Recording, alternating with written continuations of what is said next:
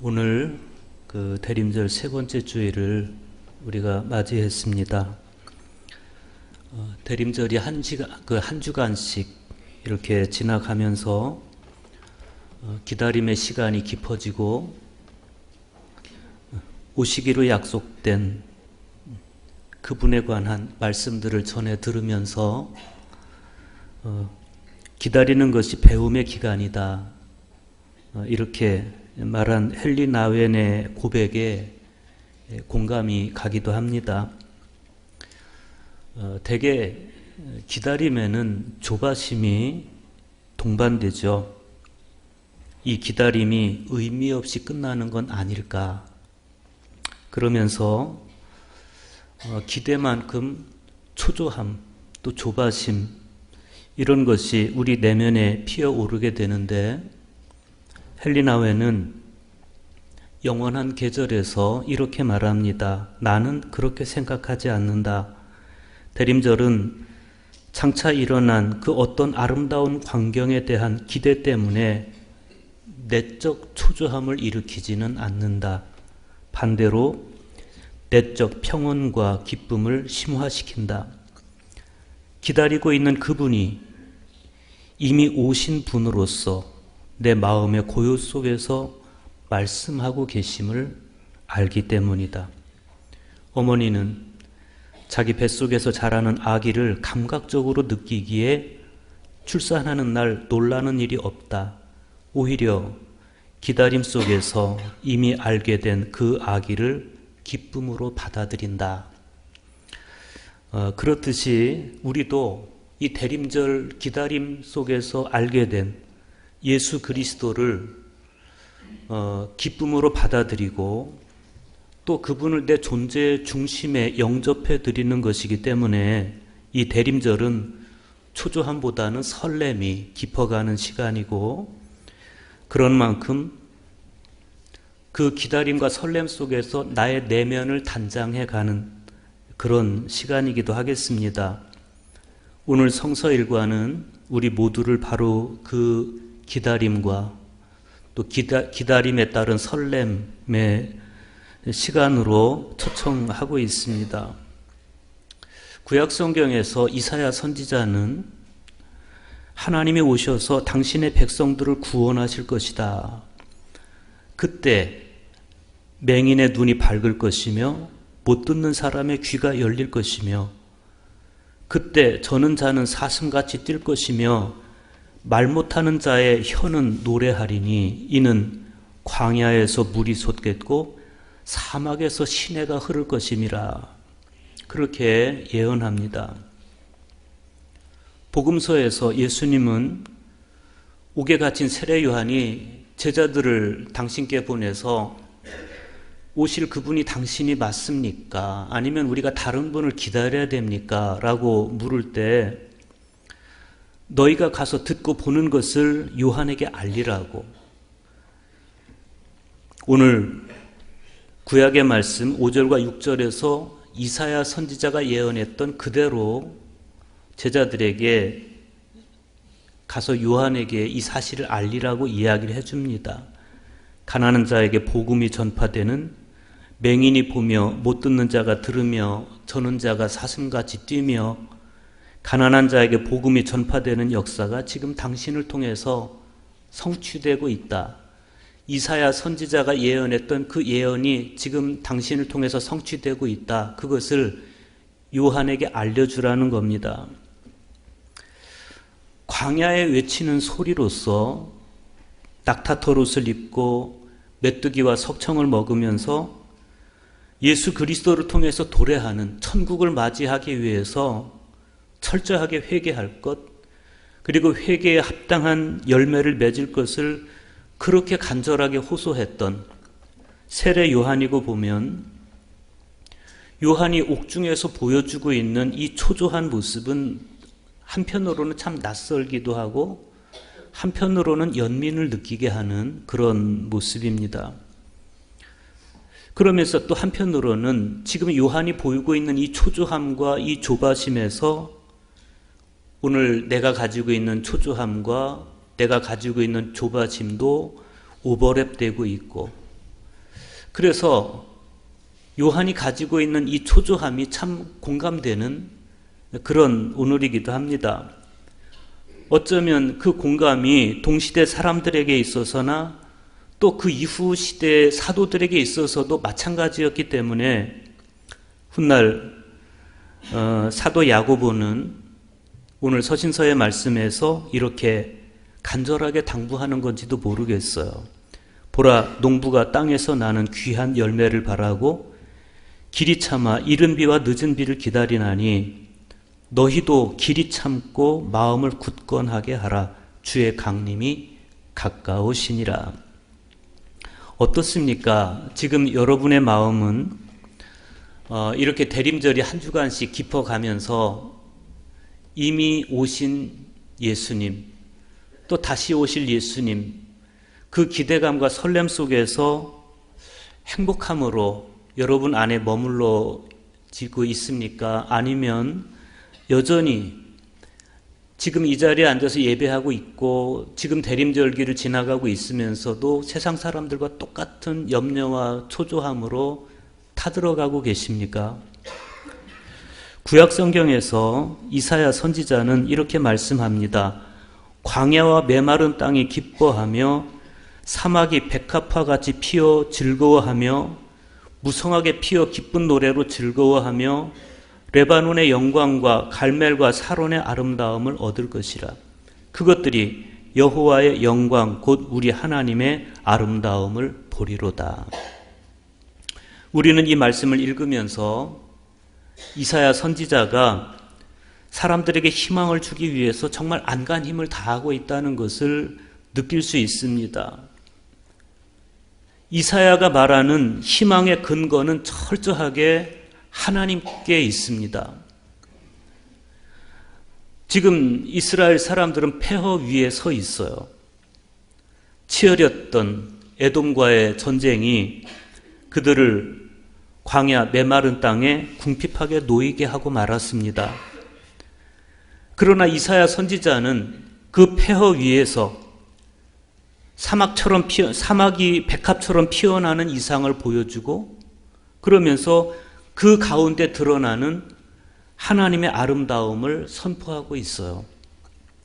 이 희망은 단순한 충동이나 들뜸이 아닌 철저하게 하나님의 구원에 기초한 희망이고 하나님께서 행하시는 구원을 믿음으로써 비로소 내면 깊은 곳에서 솟구쳐 오르는 아주 의미 가득한 희망입니다.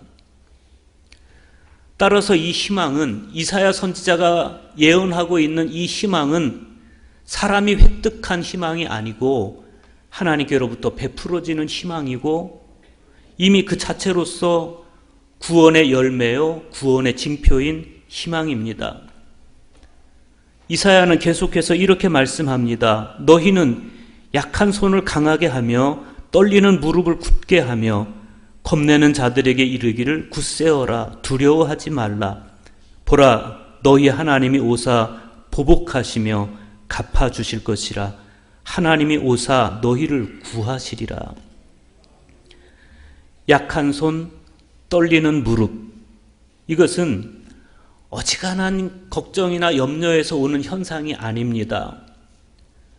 원문대로 하면 밑으로 처진 손, 흔들리는 무릎, 그런 의미인데 그들은 너무 오랫동안 지속되어 온 전쟁, 또 그 가운데서 폐허가 된 자기 민족의 현실, 이런 것들이 그동안 누적되어 오다가 그것이 무서움이 되고 공포가 되고 그러다 보니까 손은 축 처져 있고 무릎은 떨리고 있는 겁니다. 그들은 더 이상 삶을 영위해 갈 만한 모든 힘을 다 상실해버리고 말았습니다. 그러나 이사야 선지자는 이렇게 선포합니다. 보라, 너희 하나님이 오신다. 하나님이 오사 너희를 구원하신다. 요즘처럼 국내외적으로 어수선한 이런 시기에 이 말씀에 우리의 희망을 둘 수 있기를 바랍니다. 단순히 감정적인 충동이나 들뜸이나 그런 것이 아니고 하나님께서 행하시는 구원을 믿음으로써 내면 깊은 곳에서 솟구쳐 오르는 희망, 획득한 희망이 아니라 베풀어진 희망, 이미 그 자체로 구원의 열매인 희망, 그런 희망이 모두 우리 모두에게 있기를 바랍니다. 계속되는 이사야 선지자의 희망 이야기를 보십시오. 5절과 6절입니다. 그때 맹인의 눈이 밝을 것이며 못 듣는 사람의 귀가 열릴 것이며 그때 저는 자는 사슴같이 뛸 것이며 말 못하는 자의 혀는 노래하리니 이는 광야에서 물이 솟겠고 사막에서 시내가 흐를 것임이라. 맹인과 귀머거리 이야기는 이사야 6장에서부터 등장하고 있는 주제인데 지금 이사야가 언급하는 이 맹인과 귀머거리는 육적인 장애와 영적인 장애 두 가지를 다 언급하는 겁니다. 육적인 장애를 가지고 있는 것만 장애라고 말할 수 없습니다. 오히려 정신적인 장애도 있고 영적인 장애도 있죠. 육체의 장애로 보지 못하거나 걷지 못하는 것도 아픔이지만 영적 완악함과 강팍함으로 말씀을 듣거나 받아들이지 못하는 것도 하나님 편에서는 똑같이 아픈 겁니다. 그래서 이사야 선지자는 하나님께서 오셔서 이스라엘을 구원하실 때 육체와 영을 함께 어루만져 회복시킬 것이다, 이렇게 예언하고 있는 겁니다. 뿐만 아니라 이사야 선지자는 생태계의 회복도 똑같이 언급하고 있어요. 그러니까 이사야 선지자는 사람이 회복되는 것과 생태계가 회복되는 것을 동시적, 동연적 사건으로 인식하고 있는 겁니다. 사람만 건강하다고 우리가 건강하게 살 수 있는 게 아닙니다. 생태계가 똑같이 건강해야 우리도 사람도 건강하게 살 수 있는 겁니다. 내가 아무리 건강식을 먹고 운동을 열심히 하고 그래도 생태계가 병들면, 하나님의 창조세계가 병들면 우리는 똑같이 오염된 그 가운데서 신음하는 그런 삶을 살아갈 수밖에 없는 겁니다. 그래서 하나님의 모든 창조세계는 상생의 세계입니다. 같이 살아가는. 그래서 사람과 사람, 사람과 자연, 나라와 나라 모두가 더불어 건강할 때 그때 진짜 건강한 거죠. 오늘 복음서의 말씀에서 예수님은 세례 요한의 마음이 흔들리고 있다고 여기셨습니다. 그래서 이사야 선지자가 올해 중에 했던 예언의 말씀을 다시 한번 들려줍니다. 마태복음 11장 2절과 3절 보십시오. 요한이 옥에서 그리스도께서 하신 일을 듣고 제자들을 보내어 예수께 여짜오되 오실 그이가 당신이오니이까 우리가 다른 일을 기다리오리이까. 요한의 이 질문은 우리를 당황하게 합니다. 보라, 세상죄를 지고 가는 하나님의 어린 양이로다. 그러면서 그렇게 명쾌하게 예수님을 세상에 소개했던 요한입니다. 지금까지 그 어떤 사람도 예수님에 대해서 그렇게 명쾌하게 소개한 적이 없었습니다. 짧은 언어로. 보라, 세상죄를 지고 가는 하나님의 어린 양이로다. 이 한마디에 예수에 대한 모든 소개가 담겨 있어요. 내가 전에 말하기를 내 뒤에 오는 사람이 있는데 나보다 앞선 것은 그가 나보다 먼저 계심이라 한 것이 이 사람을 가리킴이라. 그러면서 예수님을 가리키고 그 예수 안에서 하나님을 바라보고 그분을 세상에 소개하고 있어요. 그랬던 요한이 지금 예수님을 의심하는 듯한 그런 질문, 오실 그분이 당신이 맞습니까? 당신이 메시아가 맞는 겁니까? 아니면 우리가 더 기다려야 되는 겁니까? 이렇게 말할 때 우리는 요한의 이 의심을 어떻게 받아들여야 될까? 설마 요한이 의심했으려고 다른 뜻을 가지고 물어봤겠지. 그런데 이어지는 6절 말씀에 보면 예수님께서 나로 말미암아 실족하지 아니하는 자는 복이 있도다, 이렇게 말씀하세요. 그러니까 지금 요한이 의심하고 있다는 것을 예수님도 알고 있는 겁니다. 요한은 예수님의 어떤 점을 의심한 것일까? 단지 그가 옥에 갇혀 있고 죽음이 그를 기다리고 있고 그래서 마음의 여유를 잃었기 때문에 지금 이렇게 말하는 것일까?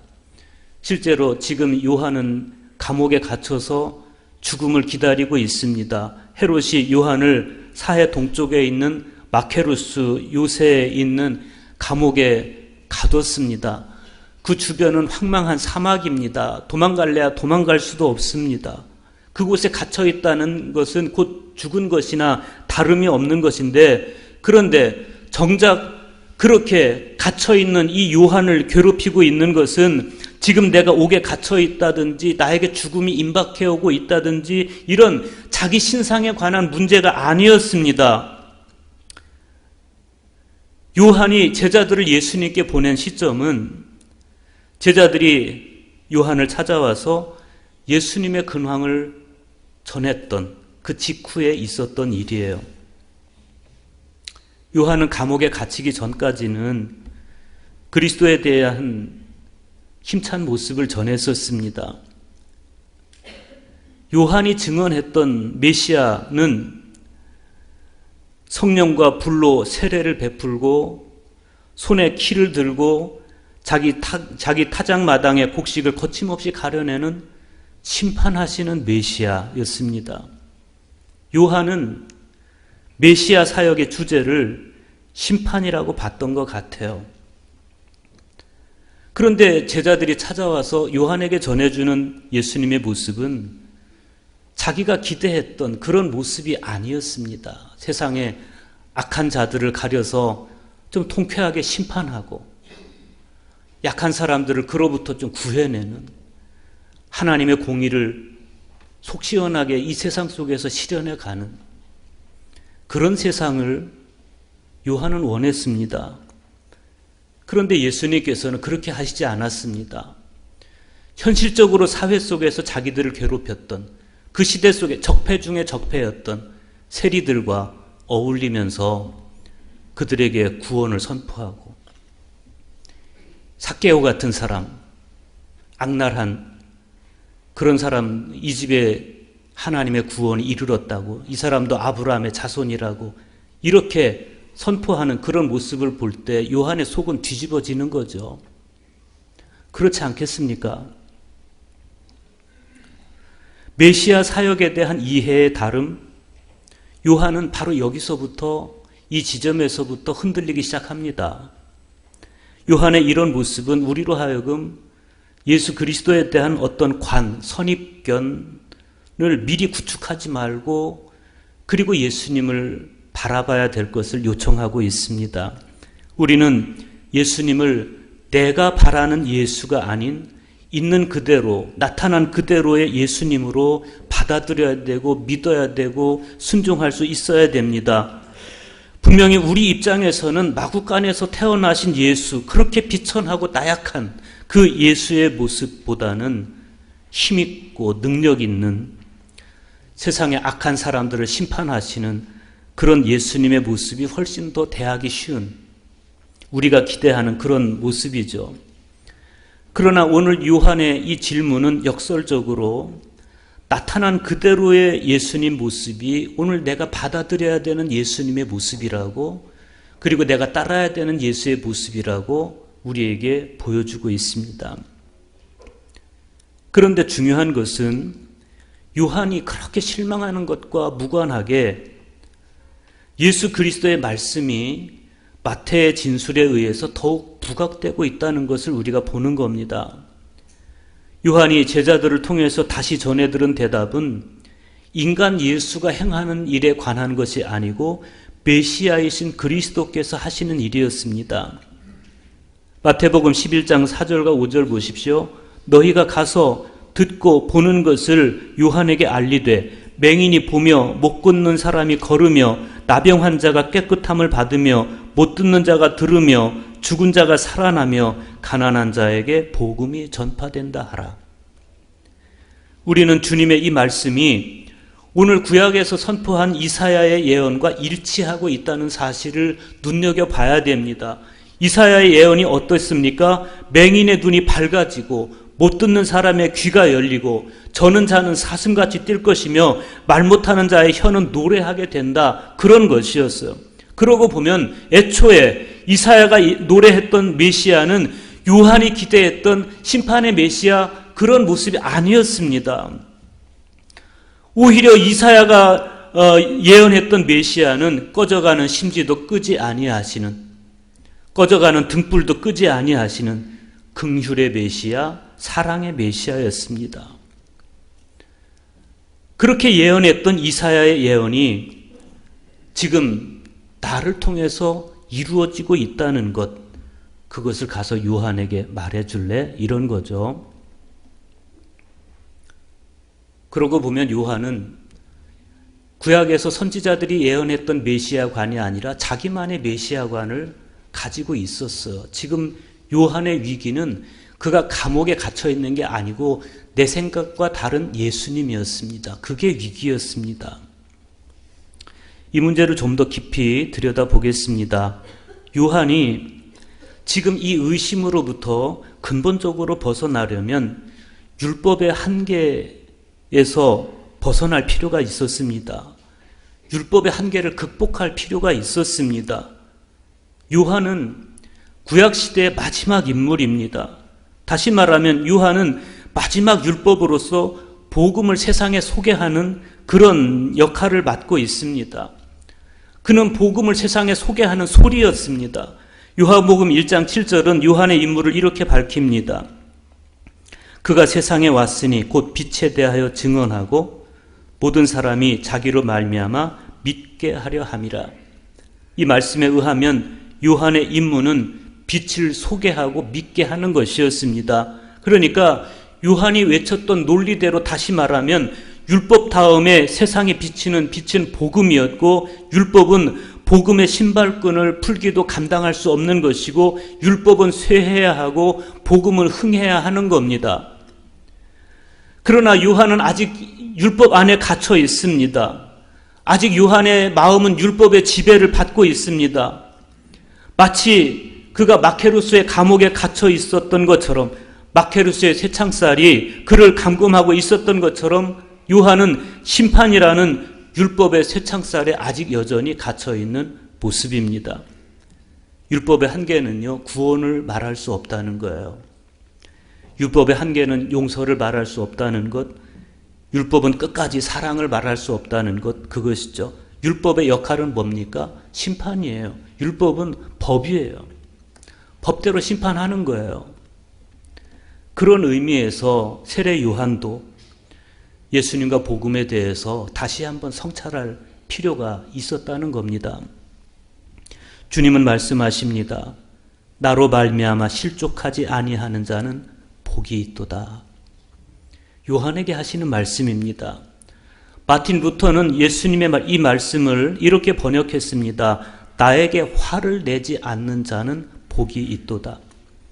예수님께서 이렇게 말씀하신 이유는 실제로 예수님 때문에 화내는 사람들이 있었기 때문에 그렇습니다. 예수님 동시대 사람들이 예수님 때문에 얼마나 많이 화를 냈습니까? 그것을 메시아 스캔들이라고 이야기합니다. 실제로 주님은 하나님의 사랑하는 아들이요 모든 믿는 성도들에게 보배로운 존재이지만 그러나 주님의 생각을 받아들이기 어려운 사람들에게는 주님은 부딪히는 존재요, 걸려 넘어지게 하는 존재요, 화나게 하는 존재 밖에 안 되는 거죠. 우리는 예수님을 내가 바라는 대로가 아니고 있는 그대로, 나타나신 그대로 믿어야 됩니다. 요한의 제자들이 떠난 후에 예수님은 당신 제자들에게 요한에 대해서 말씀을 해주세요. 다시 말하면 요한에 대해서 다시 한번 정리를 해주시는 겁니다. 너희가 무엇을 보려고 광야에 나갔더냐? 바람에 흔들리는 갈대냐? 그러면 너희가 어찌하여 나갔더냐? 선지자를 보기 위함이었더냐? 옳다. 내가 너희에게 이르노니 선지자보다 더 나은 자니라. 수많은 사람들이 멀리 광야까지 왜 요한을 찾아갔습니까? 진짜 선지자, 참 선지자의 외침이 그리웠기 때문에 찾아간 겁니다. 너무 오랫동안 유대 암흑 시대를 살아가면서 그들의 영혼은 목마름에 타들어가고 있었습니다.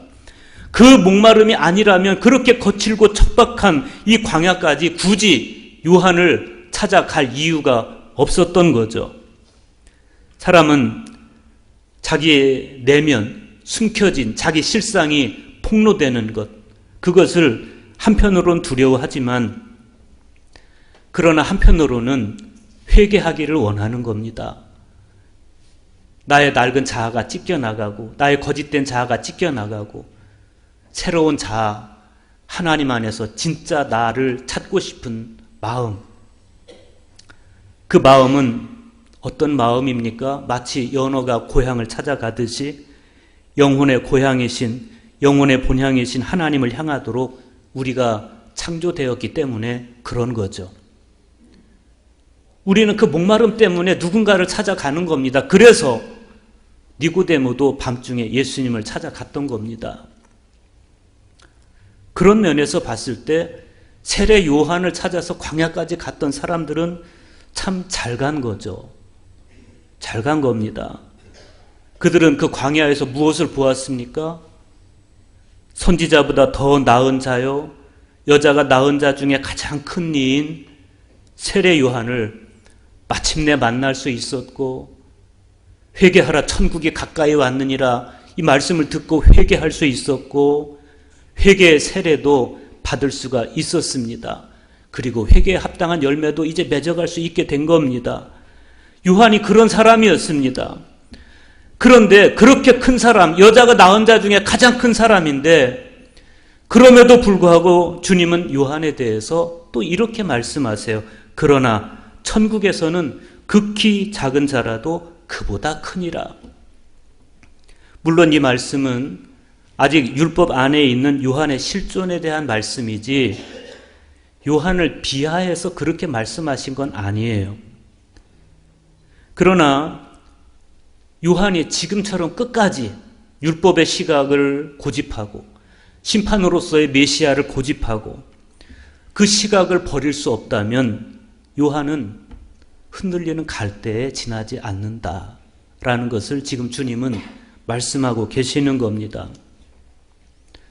지금 우리는 대림절 세 번째 주일을 지나가고 있습니다. 대림절을 지나는 동안 주님을 묵상하며 다시 새삼 복음의 은총에 감사해 보셨습니까? 정말 놀랍게도 우리에게는 요한이 소유하지 못한 게 있어요. 그게 뭡니까? 복음입니다. 그래서 우리는 요한보다는 큰 자라는 겁니다. 예수 그리스도의 십자가 위에서 나타난 용서와 사랑과 구원, 그리고 부활, 그리고 승천하심과 다시 오심.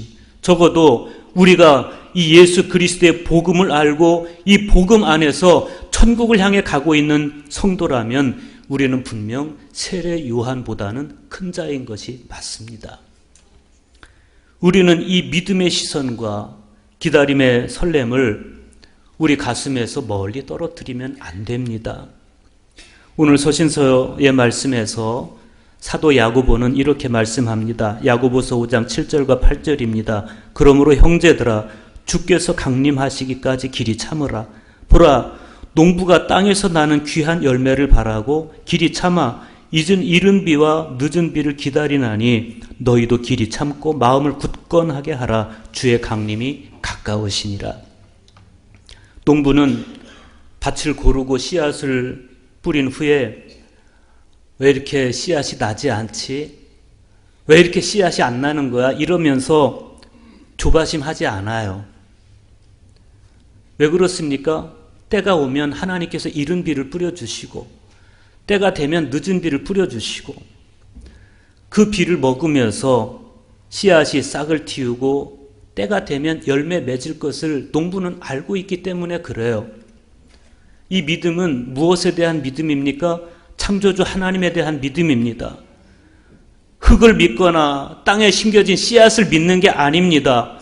그 흙을 섭리하시고 씨앗을 섭리하시는 하나님을 믿는 믿음, 이 믿음 때문에 농부는 기다리는 거예요. 대림절은 그런 계절입니다. 하나님을 바라는 믿음이 있는 기다림, 믿음이 있는 기다림이 있는 절기, 대림절이에요. 요한의 조바심과 의심과 초조를 넘어서 이사야의 예언은 마침내 예수 그리스도를 통해서 이루어졌습니다. 우리는 요한보다 큰 자로서 의심이나 조바심이 아닌 길이 참고 마음을 굳건하게 함으로써 마침내 아기 예수님이 내 안에 탄생하는 그런 성탄을 맞이해야 될 것입니다. 예수님께서 비천한 마구간에 오셨듯이 오늘 나의 마음을 깨끗하게 비워서 주님 나에게 오십시오. 그리고 주님을 향해 나의 마음을 열을 때 주님은 우리에게 오셔서 내 안에 탄생하시는 놀라운 영광을 우리에게 보여주실 것입니다. 이 성탄의 기쁨이 가까이 왔습니다. 여러분이 그 감격 속에 성탄 맞이하시기를 축복합니다.